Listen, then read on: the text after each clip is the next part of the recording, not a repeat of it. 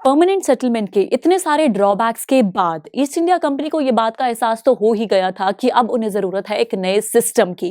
इस पूरे के पूरे जो परमानेंट सेटलमेंट का सिस्टम है इसे चेंज करना बहुत ज्यादा जरूरी हो गया है, क्योंकि इससे अब ईस्ट इंडिया कंपनी को कोई फायदा नहीं हो रहा और जो उनका मोटिव था कि एग्रीकल्चर में इंप्रूवमेंट लाई जाए वो भी पूरा नहीं हो रहा। इनफैक्ट जमींदार जो हैं वो अब अपना रेवेन्यू जनरेट कर पा रहे हैं, उन्हें प्रॉफिट हो रहा है, उन्हें फायदा हो रहा है। तो ऐसे ही में यहां पर हॉल्ट मैकेंजी लेकर आते हैं एक नया सिस्टम। उन्होंने एक नया सिस्टम डिवाइस किया जो था महलवारी सिस्टम। इस महलवारी सिस्टम के अंदर क्या है? महलवारी सिस्टम का मतलब क्या है ये देखिए। अब यहां पर जो महल है ये किसे कहा गया है? ये कहा गया है विलेज को। जो ये मैकेंजी है ना, इन्होंने रियलाइज किया कि कैसे जो विलेज है ये एक बहुत ही स्ट्रॉन्ग और जरूरी इंस्टीट्यूशन है एक कंट्री के अंदर, एक रीजन के अंदर, क्योंकि विलेजेस से ही मैक्सिमम रेवेन्यू जनरेट किया जा सकता है। यही है जो आपको फार्मर्स मिलेंगे, जहां पीजेंट्स मिलेंगे, आर्टिसंस मिलेंगे, जो हाई अमाउंट में आपको रेवेन्यू पे करने की ताकत रखते हैं। क्योंकि अगर वो अच्छे से काम करेंगे, एग्रीकल्चर सेक्टर में अच्छे से काम होगा, तो वहां से रेवेन्यू भी ज्यादा से ज्यादा जनरेट होगा। तो वो यहां पर लेकर आते हैं महलवारी सिस्टम। अब इसके अंदर हुआ क्या? यहां पर एक रूल बनाया गया कि हर विलेज को यह बता दिया गया कि एक विलेज यानी कि एक महल से हमें कितना रेवेन्यू चाहिए। एक अमाउंट उन्हें कहा गया कि आपको ये अमाउंट हमें पे करना है, और विलेज के अंदर डिफरेंट प्लॉट्स यानी डिफरेंट डिफरेंट एरियाज से आप डिफरेंट डिफरेंट रेवेन्यू जनरेट कर सकते हैं। लेकिन पूरे विलेज को कितना देना है, पूरे महल को कितना है, ये तो आपको ऑलरेडी बता ही दिया जाएगा। और यहां पर ये जो रेवेन्यू है ना, ये डिसाइड कैसे किया जाता था?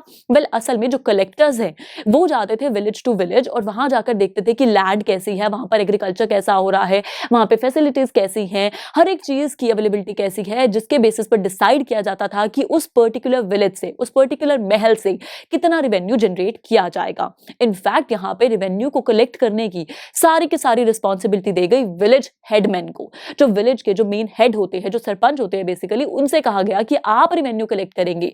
अब जमींदार ने क्योंकि यहां पर पहले धोखाधड़ी कर दी थी, तो अब उनको ये राइट्स नहीं दिए गए। तो इनफैक्ट यहां पर एक इंपॉर्टेंट चीज जिसका खास ब्रिटिशर्स ने ध्यान रखा वो ये थी कि अब उन्हें समझ आ गया था कि अगर अमाउंट फिक्स किया गया तो यहां पर भी फिर से वही करप्शन होगा, उसी तरह से एक इम्बैलेंस क्रिएट होगा, क्योंकि विलेज हेडमैन अपना प्रॉफिट जनरेट करना शुरू कर देंगे। तो उन्होंने कहा कि ये जो अमाउंट है हम टाइम टू टाइम रिवाइज करते रहेंगे, पीरियोडिकली ये रिवाइज होता रहेगा, इसे परमानेंटली फिक्स नहीं किया जाएगा।